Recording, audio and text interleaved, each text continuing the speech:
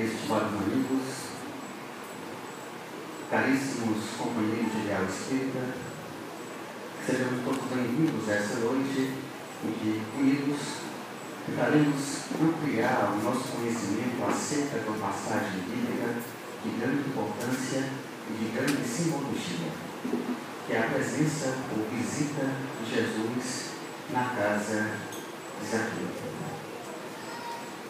Estamos vivendo um momento de profundas transformações. E para em nossos pensamentos o seguinte questionamento: estamos diante de uma humanidade decadente ou de um futuro promissor? Para os pessimistas, é notório que vivemos um momento em que parece que o trem está desgovernado. No entanto, para aqueles que acreditam na doutrina espírita e sabem das diversas vidas pelo qual nós ainda iremos estagiar para alcançarmos a perfeição, iremos entender que tudo isso faz parte da lei do progresso, faz parte do caminhar, e que não existe caminho a não ser a partir do instante que nós começamos a trilhar. Quando passamos a analisar as passagens de Jesus, duas são de grande importância e mostram especificamente a proposta pela qual ele esteve junto a nós. A primeira está em Mateus capítulo 4, versículo 17, onde ele fala e nos pede que nós nos arrependamos, porque o reino dos céus está próximo. Nesse momento, Cristo deixa bem claro que o reino do céu é algo completamente diferente daquilo que nós intitulamos como felicidade limitada à matéria. O céu denota algo ligado ao espiritual. E esse arrependimento, na visão grega, estava ligado à palavra metanoia. Meta, acima, e no pensamento, acima do pensamento. Uma expansão de consciência. E não foi nessa passagem que Cristo mais uma vez nos convidou ao arrependimento, quando ele disse também em Mateus 4, 9, versículo 13, que ele tinha vindo para os justos, aliás, não tinha vindo para os justos, mas para os pecadores, e que mais uma vez nós tratássemos de nos reconciliar com os adversários. Esse convite denota renovação, denota a importância que temos dar aos ensinamentos de Jesus. João Batista, um de seus precursores, aquele que foi encarregado, segundo as Escrituras, de aplanar o caminho para a vida do Filho do Homem, falava também isso, da necessidade do arrependimento, e que aquele que passava por essa transformação, por essa metanoia, tinha a obrigação de produzir bons frutos à humanidade. Ou seja, não era simplesmente o fato de nos arrependermos, não era simplesmente o fato de elevarmos e expandirmos a nossa consciência, mas também a necessidade de frutificarmos as nossas ações para assim colaborarmos na grande obra de transformação da humanidade. E a parábola, a passagem de Jesus, a visita à casa de Zaqueu, mostra muito bem isso, mostra esse convite de renovação, de transformação. Mostra-nos também que, de onde menos esperamos, há uma possibilidade de acontecer a mudança. É por isso que temos simplesmente a necessidade do perdão, a necessidade de dar a outra chance, de perdoar 70 vezes 7 vezes, conforme Cristo nos ensinou. E eis que a passagem da visita de Jesus à casa de Zaqueu está presente no Evangelho de Lucas, capítulo 19. E conta a passagem que Jesus, entrando em Jericó, atravessava a cidade. E que um homem chamado Zaqueu, e aí começa a nossa discussão enigmática, porque Zaqueu deriva do hebraico Zacai, que significa merecedor. Note que naquele momento Zaqueu foi merecedor desse contato com Jesus. E fica aí a primeira interrogação: será que somos merecedores de ter essa experiência mística, metafísica com Jesus?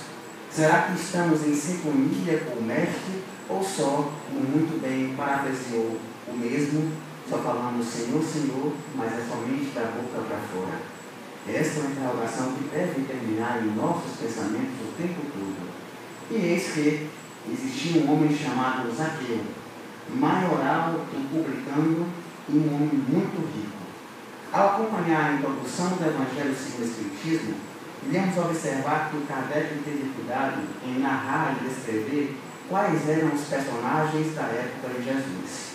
Entre eles, iremos encontrar a figura do publicano, que era aquela figura, aquela pessoa encarregada de cobrar os impostos romanos. Obviamente, por cobrar os impostos e infringir uma cultura judaica, da religião judaica, esses homens eram mal vistos e assemelhados a pecadores. E eis que Zaqueu era muito mais do que um publicano, porque era chefe dos publicanos. Então era ele que administrava todos os cobradores de impostos. Daí nós já podemos ter um enredo da parábola, da mensagem, que esse homem era bastante mal visto por aqueles que acompanhavam a passagem do Cristo em Jericó.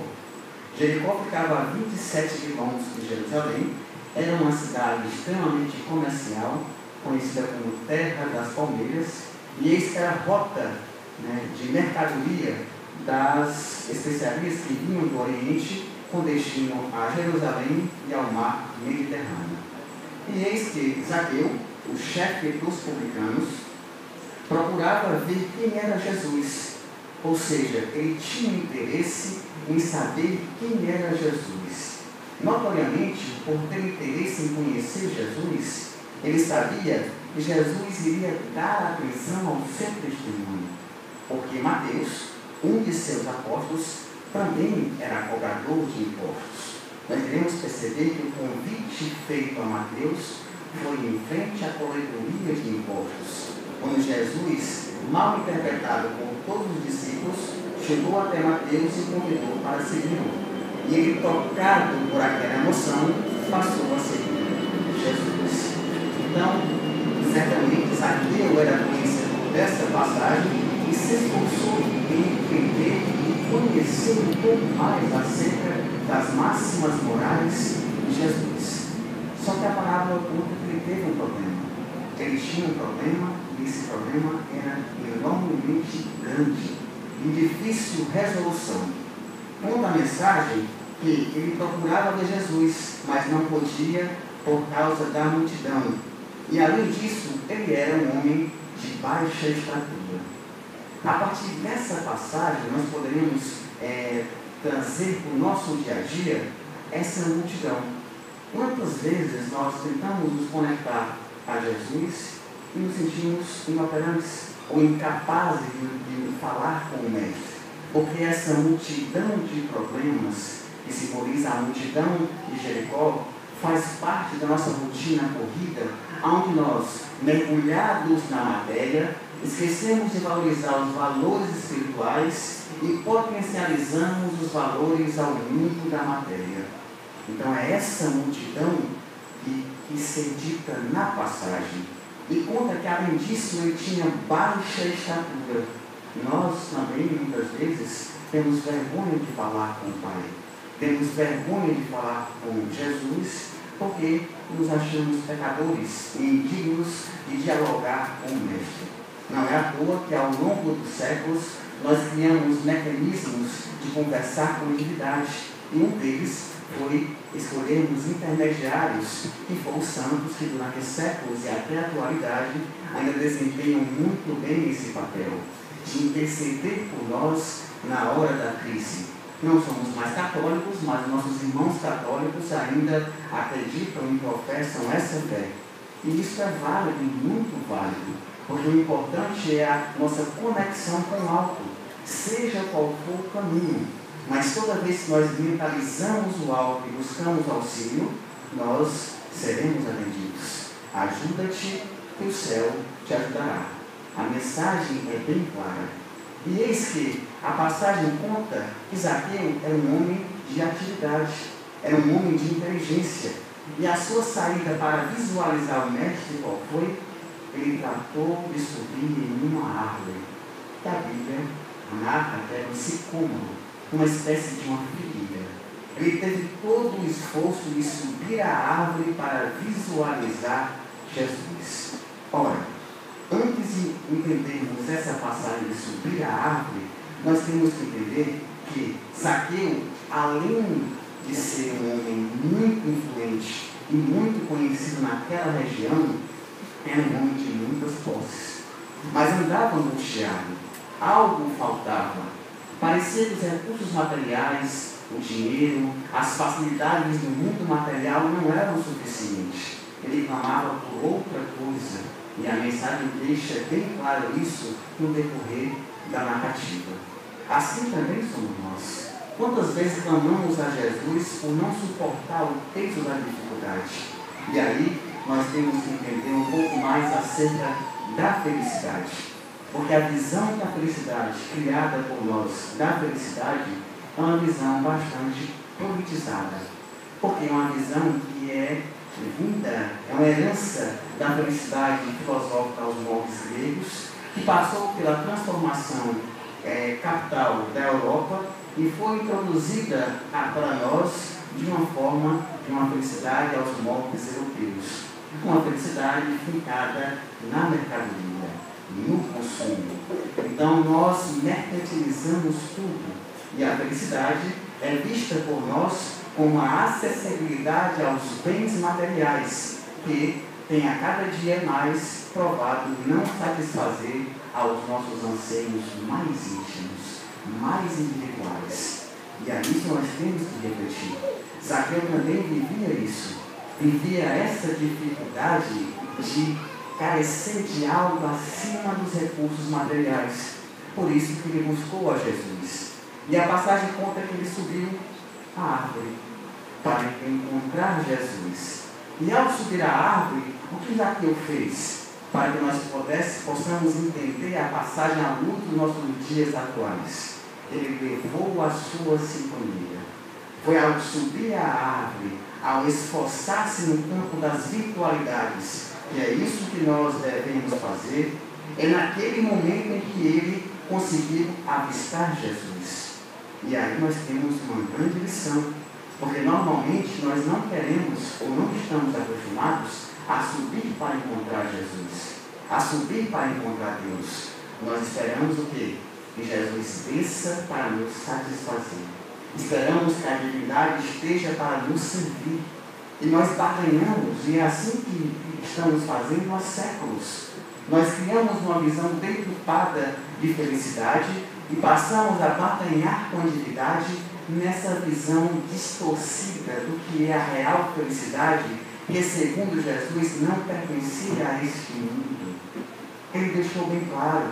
Então por que será que nós cristãos, que nos dizemos discípulos do Mestre, teimamos em buscar uma felicidade fincada na matéria e vivemos como se não tivéssemos uma vida futura?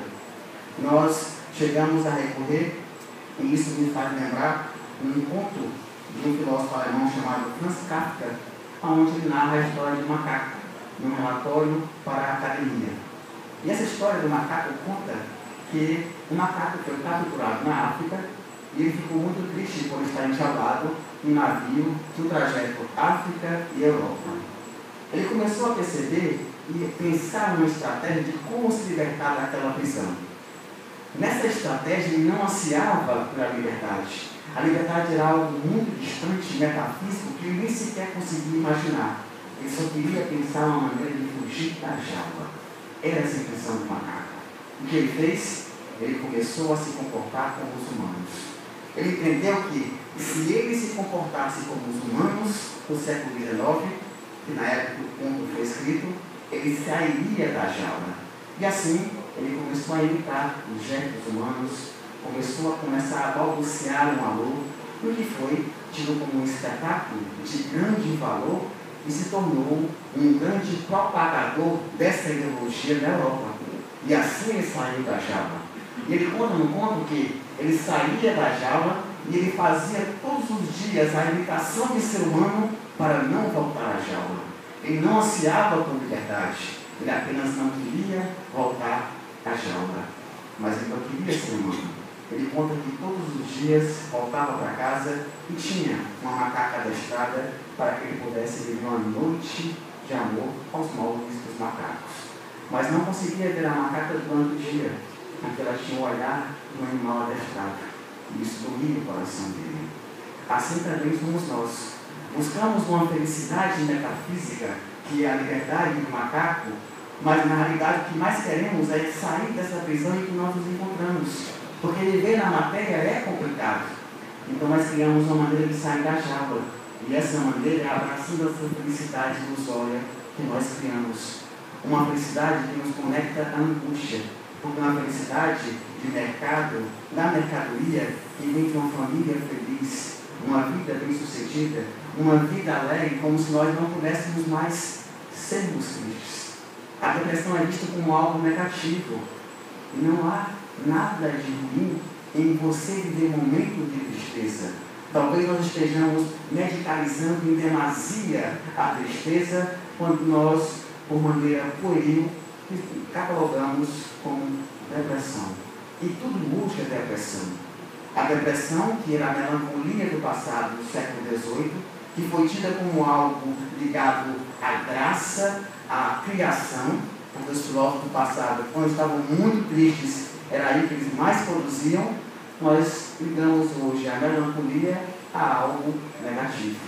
E não podemos mais ficar tristes. Não temos mais o direito de sermos tristes. Como se a felicidade fosse um direito que não pudéssemos renunciar. Como se a tristeza não fosse importantíssima para que nós, nesses altos e baixos, busquemos encontrar um eixo de equilíbrio para vivermos a nossa essência, ao que Heidegger, filósofo alemão, chama de deslocamento do ser. A busca por conhecer aquilo que somos na intimidade. Heidegger tem uma visão muito interessante sobre a angústia. Ele via na angústia algo bastante positivo, algo que merecia ser filosofado, algo que merecia ser pensado, algo que merecia ser refletido e interpretado para que nós conseguíssemos justamente o que ele chamava de desvelamento do ser. Nós temos que viver isso. Nietzsche dizia que somente na singularidade nós conseguimos nos tornar responsáveis por nós mesmos. E hoje nós não somos singulares, porque habitamos um mundo plural.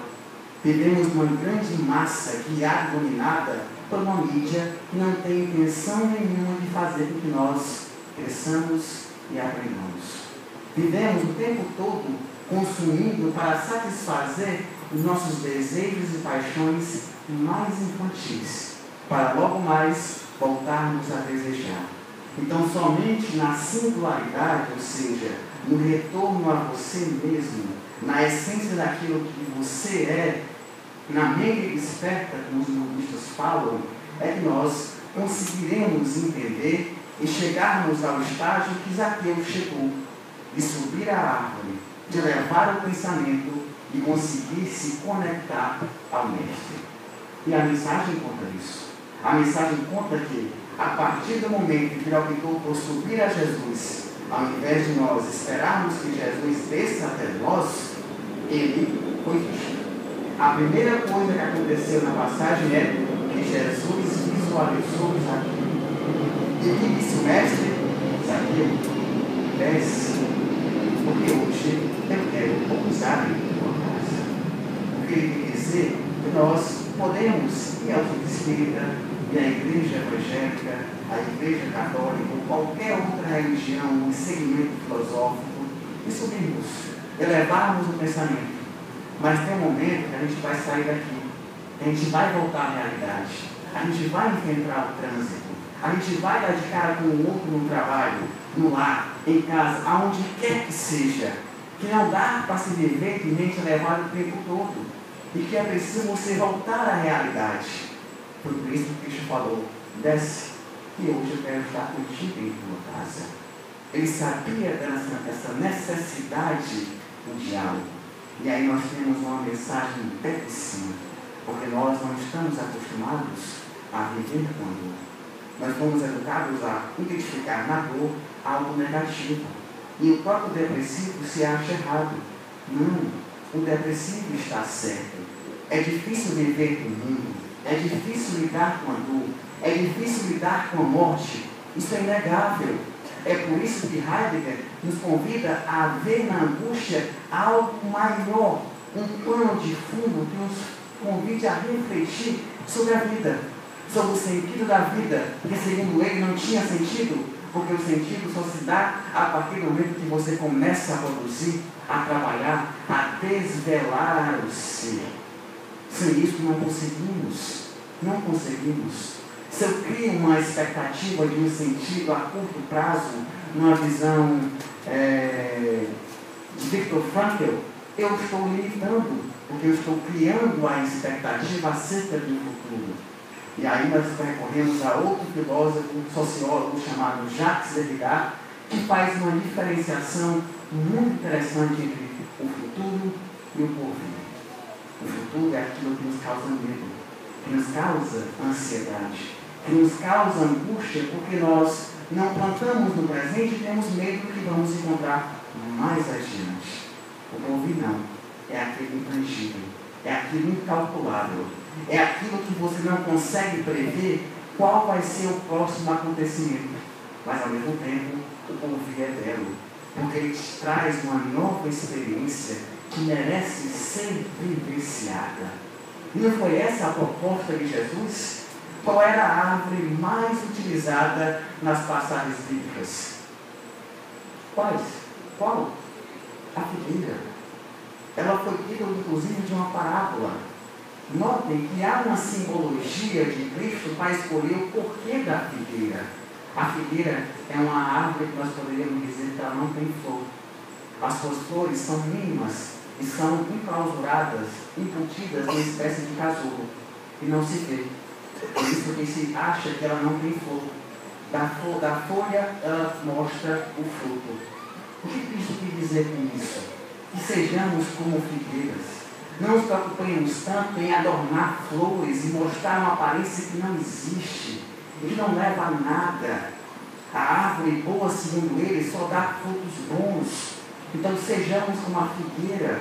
Não nos preocupemos com as flores. Antes, cuidemos dos frutos. E os frutos só serão fecundos se nós fecundarmos o nosso coração com virtude. Sem isso não há como modificar a paisagem que ora nos encontramos. Não há. Todos os dias no trabalho eu me envolvo em discussões, não discussões de brigar, mas em debates, onde o pensamento é o mesmo pensamento cristalizado de 200, 300, 1000, 2000 anos. O que eu faço com o marginal? Matá-lo. É isso que nós acreditamos ainda? É isso que nós acreditamos enquanto cristãos? Somos incapazes, a exemplo, de fazermos uma prece por um político que vive uma das provas mais difíceis que é a riqueza. Nos deixamos contaminar pelo ódio e não ajudamos em nada a mudança que o mundo espiritual pretende fazer na Terra, para o mundo de regeneração que os espíritas todos falam e esperam, mas não fazem nada para que esse mundo venha na mais rápida forma possível. Nada. Porque estamos também paralisados, porque somos fruto de uma cultura ocidental que nos paralisa e o medo nos faz ficar patinando nos sistemas. Isso precisa mudar. Isso precisa ter uma modificação e nós precisamos encontrar uma nova forma de visualizar o mundo, de visualizarmos a dor, de enxergarmos na dificuldade não um problema, mas um desafio. E todos os dias me pergunto, porque se eu mato um criminoso, porque o criminoso invadiu a casa de alguém e matou uma pessoa inocente, eu tenho que perceber que, se esse criminoso fosse meu filho, será que eu queria que ele fosse assassinado? Eu sei que ele cometeu um erro, mas será que criar uma ética para exterminá-lo é a melhor maneira possível? Porque essa foi a ética, inclusive, que Dexter usou no seriado. Dexter tinha a vontade e compulsão de matar pessoas, mas ele tinha uma herança moral de seu pai que dizia que ele não podia matar. E isso aqui está todos nós. Então ele tratou de criar uma ética de matar somente quem? Psicopatas igual a ele. Assim ele podia matar e a consciência não ia cobrar. Então nós criamos essa ética que só serve para nós todos os dias. E nós falamos que o outro não tem ética, porque o outro é sempre o depositário fiel daquilo que nós não gostamos em nós. Porque nós queremos a nossa felicidade. Queremos uma felicidade ao nosso alcance, mas esquecemos do outro. Eu tenho que botar o outro no jogo. Eu não posso simplesmente excluir o outro, mas o outro também quer ser feliz. E agora? Agora eu vou ter um problema gigantesco. E eu não consigo trabalhar com esse problema. Aonde é o meu limite? Aonde é o espaço do outro?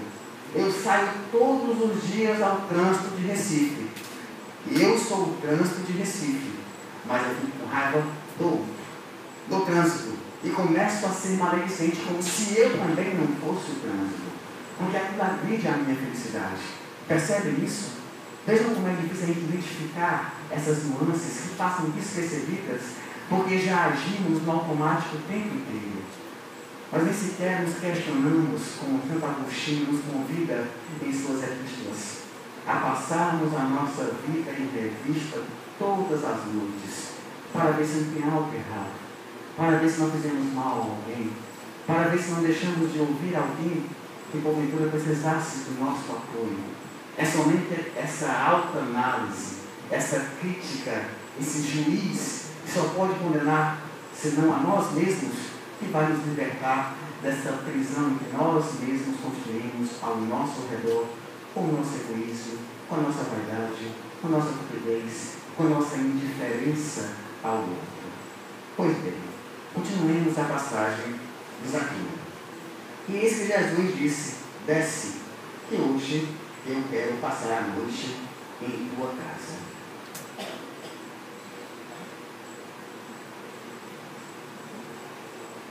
Ele desceu com toda pressa e recebeu com alegria. Zaqueu estava decidido da transformação. Será que nós estamos? Nos convertemos muito fácil ao cristianismo. Alguém nos disse que nós seríamos cristãos quando nascemos, e desde então nós elegemos o título da cristianidade e brigamos inclusive por ele, porque achamos que só a nossa visão está certa, a do outro não. Pois bem, Zaqueu poderia ter negado: não, Jesus, eu só queria ter te visto, eu só queria saber quem era você. Não, eu não quero me comprometer, eu sou um homem de posses, eu tenho algo, a zelar a minha imagem. Mas não, ele desceu depressa. Ele sabia que a volta à realidade era fundamental.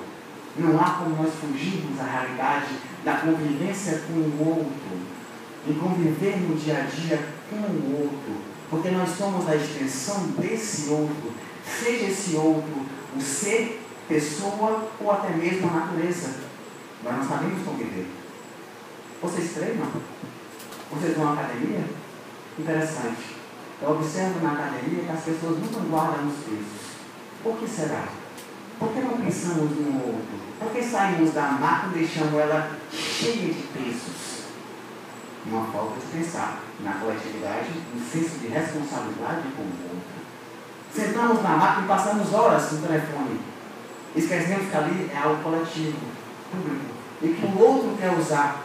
E que muitas vezes ele, por ser disciplinado, tem um tempo. Ele marca o tempo dele para seguir direitinho o exercício. E eu fico lá, na minha preguiça e na minha indiferença pelo outro, ao ocupar a máquina. Eu me deparo com isso todos os dias. Confesso que fico pé da vida. É um exercício de paciência. Não há como fugir da convivência com o outro. Mas são esses exemplos, esses pequenos exemplos, ao sair todo dia na academia e ver que a vaga de deficiente está ocupada por um não deficiente, a não ser uma deficiência mental. Uma deficiência de indiferença, de ser bruto e não perceber que aquela vaga é destinada a idosos deficientes. Nós fazemos isso? Será? Então, são os pequenos gestos, porque ser cristão implica responsabilidades muito grandes. E você é o tempo todo olhado, observado, no trabalho, em casa. Basta observar nossos filhos. Desde criança eles observam aos pequenos exemplos, aos pequenos detalhes que nós misturamos como despercebidos, ou bobos, ou irrelevantes, mas que estão formando maciçamente a maneira como eles vão visualizar o mundo. E é isso que deve ser observado no cristão. E eis que Zaqueu desce. Ele desce para a realidade. E eis que Jesus foi ter com ele em sua residência. E foi lá que Jesus, por ocasião, nos narrou a parábola dos talentos. Uma parábola belíssima, que é texto para outra palestra, que eu volto aqui com essa temática. Mas que ressalta a importância de nós multiplicarmos os valores recebidos por Deus, pela vida. E todos nós temos valores. Todos nós temos talentos. O que estamos fazendo dos nossos talentos? Por que somos tão omissos? Por que somos tão passivos, tão calados? E deixamos a gritaria tomar conta, gerando uma teoria do caos? Sim, porque todos os dias as mesmas pessoas que me mandam 1000 mensagens de autoajuda são as mesmas que me mandam 1000 mensagens de caos. Elas não conseguem ter um bom senso para equilibrar. Elas acham bonita a mensagem de autoajuda e saem repercutindo, como se fosse uma corrente. Será que o costume de corrente que nós tínhamos no passado? Reze 10 Ave Maria, porque senão isso vai acontecer. Nós traduzimos isso de outra maneira. Criamos 1000 emotions e passamos a compartilhar como se nós fôssemos a aparência, como se vivêssemos aquela docitude, aquela beatitude, quando na realidade, ao primeiro pisada em nosso dedão, nós gritamos de raiva, possessos de ódios, loucos para eliminar aquele que é nosso inimigo. Porque o outro é sempre nosso inimigo. A teoria em que nós vivemos no mundo material nos ensinou que o outro é sempre o nosso competidor e nunca o nosso irmão, nunca nossa mensagem de paz. E eis que Jesus, ao aceitar a ida à casa de Zaqueu, causou enorme admiração com seus discípulos. Ora, mais uma vez, Jesus gostava de chocar. Ele poderia ter escondido, mas ele falava sempre às claras.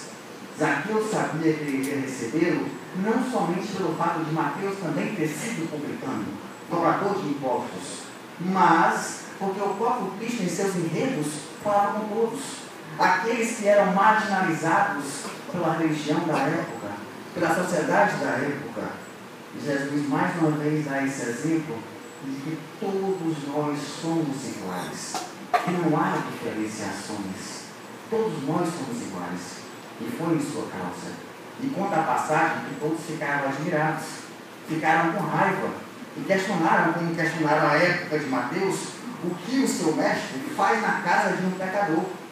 Veja, nós somos assim.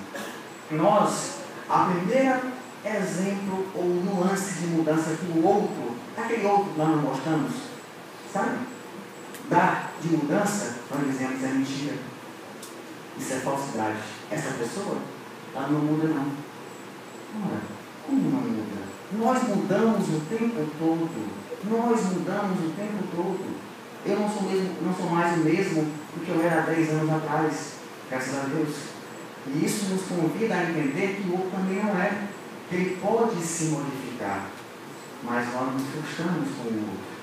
Como o outro não se comporta da maneira como nós queremos que ele se comporte, nós simplesmente não aceitamos a maneira como ele é. Não exercitamos o que Jacques Derrida chama de ética da hospitalidade, de receber o outro em nossa casa psíquica assim como ele é. Quando na realidade nós confiamos no outro. Toda vez que eu confio no outro, eu crio uma expectativa. Eu ouvi uma passagem muito interessante que ele dizia o seguinte, um psicanalista, que nós não deveríamos confiar no outro, de maneira alguma. Porque toda vez que eu confio no outro, eu crio uma expectativa muito grande. Uma expectativa aos moldes daquilo que eu acho que deva ser o comportamento daquela pessoa.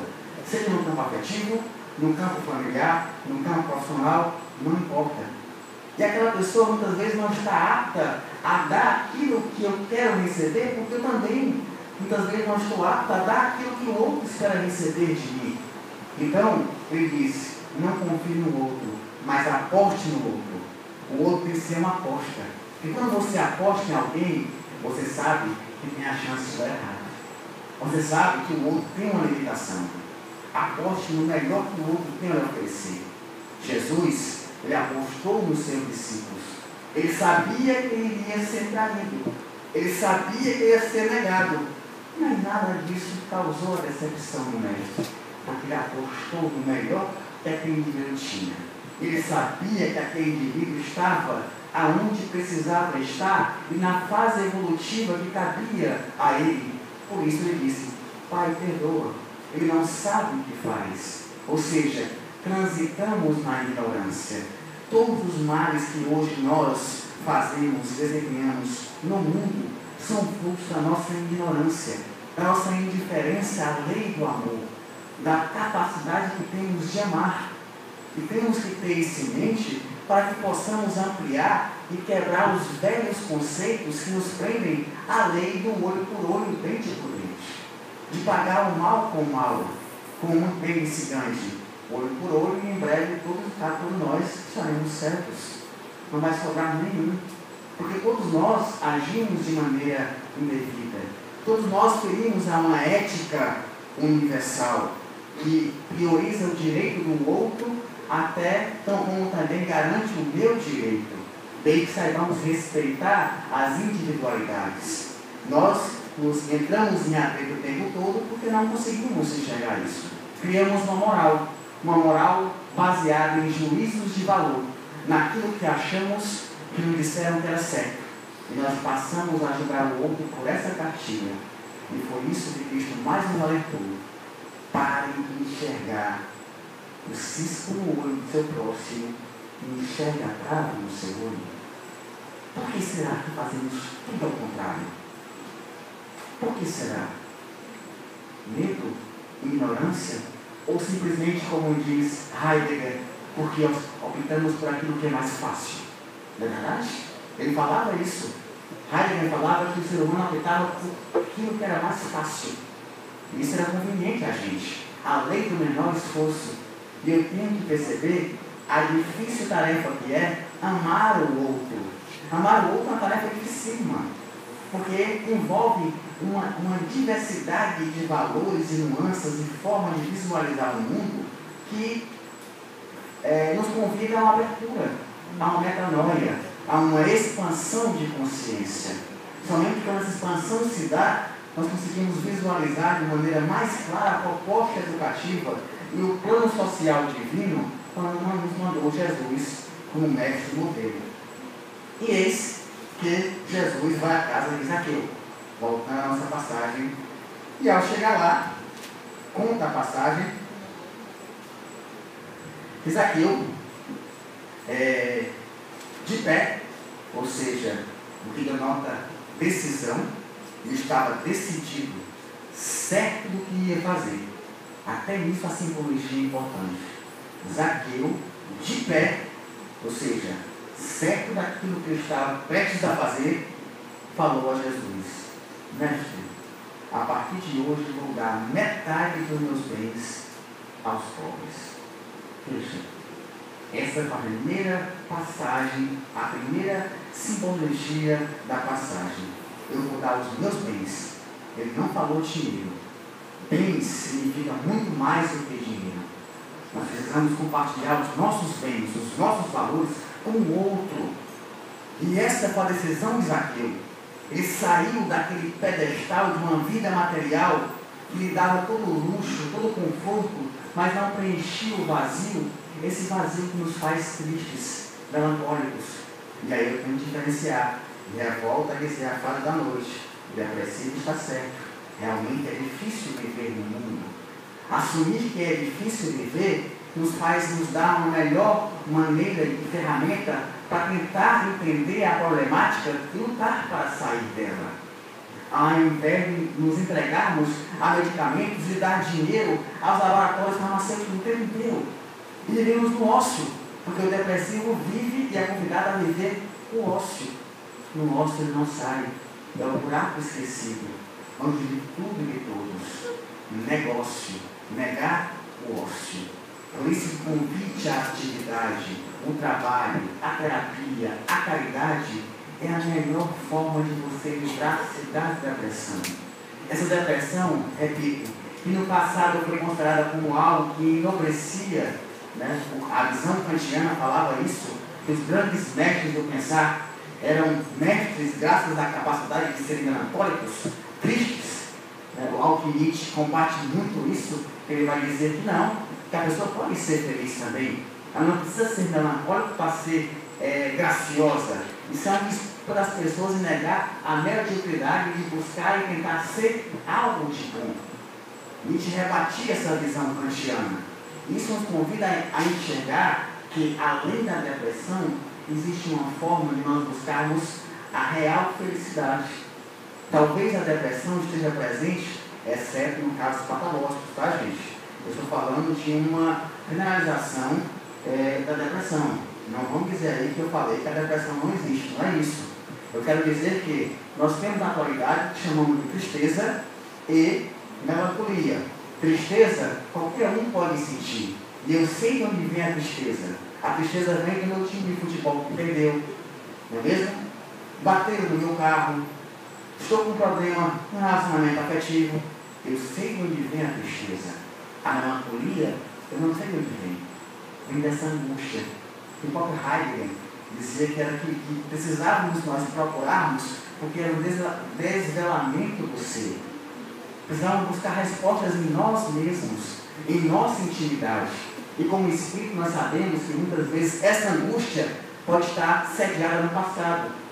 Que cabe a nós recomeçarmos a viver como Zaqueu disse. A mensagem é de recomeço, de reconstrução, de modificação de caráter, de entregarmos tudo que temos e seguirmos a proposta renovadora de Jesus. Vejam, eu juntei a máxima evangélica do Cristo, a ideia de filósofos materialistas e pessimistas. E mesmo aí, eles podem nos dar uma visão moral muito clara de como Cristo estava certo. De como em simples palavras ele conseguiu nos dar o tesouro que nós malbaratamos, o tesouro que nós desvalorizamos, que nós deixamos ao léu, deixamos que as ferrugem corroa, os ladrões roubem e que as traças comecem a destruir. Malbaratamos, deixamos de lado as máximas morais. Mas aquilo não para por aí.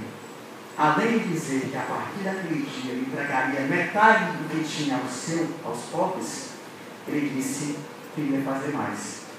Que iria ressarcir a todo aquele a quem ele tem mal. 4 vezes o valor que aquele indivíduo merecia. Vejam, ele não teve só uma visão de planejar o presente. O presente era vou doar tudo que eu tenho ao próximo. Ele também pensou no futuro. Eu vou corrigir todos os erros que eu fiz. Porque arrependimento sem fruto, como disse João Batista, não tem valor. Produz bons frutos condizentes com teu arrependimento, disse João Batista. Temos que produzir. Zaqueu fez isso. Ele pensou no futuro. Eu vou ressarcir 4 vezes mais aquele a quem eu fiz mal. O que ele fez? Ele seguiu mais uma vez a máxima do Cristo: reconcilia-te com teu adversário enquanto estás a caminho. Reconcilia-te com o outro, entende o outro, aceita o outro da maneira como ele é, amam da forma como ele é, ou deixam ir, mas não alimente ódio, mágoa. E aí está um abismo muito grande as relações afetivas. Nós não conseguimos acabar um relacionamento afetivo sem que a mágoa fique presente. Porque achamos que o outro tinha a obrigação de nos fazer feliz. Criamos expectativas, confiamos no outro quando deveríamos apostar no outro. E aí nós estamos muito a viver no campo do entendimento das relações interpessoais. Porque acabamos uma relação afetiva sempre com ódio, com rancor. E se essa relação já tiver filhos, pior ainda, porque os filhos pagam pela imaturidade dos pais e ficam no meio do conflito, no meio do fogo cruzado. Até quando? espíritas. Vocês são depositários do conhecimento, sabem que reencarnaram aqui para isso, sabem que não podem deixar para outra vida e que devem dar graça, como disse muito bem Paulo, a tudo que acontece, porque tudo acontece para que você cresça, e mesmo assim nós nos demonstramos como crianças frágeis, como crianças mimadas. Até quando? Iremos esperar por outras vidas? Será que postergando essa atividade não estaremos sofrendo? Não estaremos adiando e aumentando ainda mais a dificuldade e a dor? Eu acredito que sim. Porque foi o mesmo Jesus que disse: a quem muito é dado, muito será cobrado. Aquele que mais tem, mais se tirará. Não, mais se dará. E aquele que menos tem, mais se tirará. Ele disse inclusive isso na casa de Zaqueus. No final da palavra, justamente, aquele que mais tem, mais se dará. E aquele que menos tem, mais se tirará. Ele tem que dizer do conhecimento. Aquele que amplia o seu conhecimento, que abre a sua mente, que produz em si a metanoia, a expansão de consciência, mais ele vai ter de conhecimento. Ele vai se ampliar, ele vai ver o mundo com outra visão. E não mais a humanidade decadente, mas sim um futuro promissor à sua frente. Uma vinha farta de trabalho que ele possa arregaçar as mangas, parar de reclamar e trabalhar. Porque o mundo hoje precisa de trabalhadores, de exemplos. E nós, espíritas, somos fiéis depositários desse conhecimento que ainda as outras religiões não têm. Elas não têm cartinha fotografada para saber que nosso ente continua vivo. Elas não têm livros contando como é a vida após a morte. Nós temos. E mesmo assim, cadê a fé raciocinada que Kardec tanto nos pedia? Aí nos comportando como crianças, numa fé infantil, numa fé que barganha, numa fé que só pede, mas não produz nada. E a fé sem obras é morta, dizia Tiago. Então, como devemos nos comportar? Como, até que ponto iremos viver nessa brincadeira de criança, sem trabalharmos? Então, Zaqueu teve essas duas medidas. E Cristo, ao ouvir o seu depoimento, que foi de todo o coração, ora, por que você está dizendo que foi de todo o coração? Ele foi buscar a Jesus. Ele soube que Jesus estava na cidade. Primeiramente, ele chegou lá, viu o obstáculo que é a multidão. Mesmo assim, bolou uma estratégia de como driblar essa multidão. Subiu a árvore, foi visto por Jesus, alegrou-se em receber em sua casa e ainda fez o que fez. E Jesus, por sentir isso, disse: esta casa hoje entrou a salvação. E deu um tapa na cara de seus seguidores, que achavam, assim, a exemplo do bom samaritano, que aquele homem não era digno de ser filho de Abraão. Mas Deus, Jesus disse: a salvação entrou nesta casa hoje. E você, este aqui, também é um filho de Abraão. Ele quer dizer que todos nós somos filhos de um só Deus. Não importa a religião, não importa sequer se atemos, mas Deus é nosso Pai. Essa força que o Espiritismo não consegue, que ninguém consegue explicar, que nós filosoficamente traduzimos como o Senhor Supremo, Inteligência Suprema, causa de mais de todas as coisas, ela envolve a todos, sem distinção de raça, credo, cor, filosofia, sexualidade, gênero, enfim. Então, por que nós fazemos distinção? Por que nós alimentamos tanto preconceito? Por que nós temos dificuldade de quebrar as ideias cristalizadas por uma cultura torpe que foi colocada em nossas mentes? Quando é que nós vamos começar a pensar? Quando, meus irmãos? É urgente. Porque a cada dia Cristo espera que o mundo aconteça. Repito, os espíritas, os espíritas iludidos esperam o mundo da regeneração, enquanto tem gente já vivendo nesse mundo. Como assim? Simples. Basta observar. Aquela pessoa que não tinha onde cair morta, mas abriu um abrigo e acolheu várias crianças. Essa pessoa já vive no mundo da regeneração. Ela já entendeu que o trabalho e a felicidade vem desse gesto de entrega. E ela é feliz. ela auxilia, engloba e faz o seu papel. A exemplo de todos aqueles que entenderam a mensagem do Cristo, mesmo sem serem cristãos. Aquela pessoa que mesmo sem saber, abre um local para cuidar de gatos, cachorros, animais. Então ela já está vivendo a nova era. Ela se preocupa com a natureza. Essas pessoas já começam a viver no seu mundo de revelação. Porque o reino de Deus está onde? Dentro de nós. E na pergunta 621, quando perguntaram lá aonde estava gravada a lei de Deus, na consciência, dentro de nós. Eu construo o meu reino a partir do exemplo de Jesus. Em Apocalipse, Jesus diz isso. Ele fala isso. Ele fala que eu baterei a tua porta. E se você abrir, eu cearei com você e você ceará comigo naquela noite. Então basta que nós estejamos preparados para receber Jesus. Se assim nós o fizermos, teremos capacidade de sentir a essência como Zaqueu sentiu na árvore ao elevar o seu pensamento e tentar entender o que é Jesus. E então, hoje houve salvação nesta casa, pois que também este é filho de Abraão, porque o Filho do Homem veio buscar e salvar o perdido. Nós estamos perdidos. Nós temos que refletir acerca dos nossos atos. Homer Simpson falava que o problema da consequência é que ela vem sempre depois dos nossos atos. E é verdade. Se nós pudéssemos vislumbrar as consequências dos nossos atos, nós certamente muitas vezes não os cometeríamos.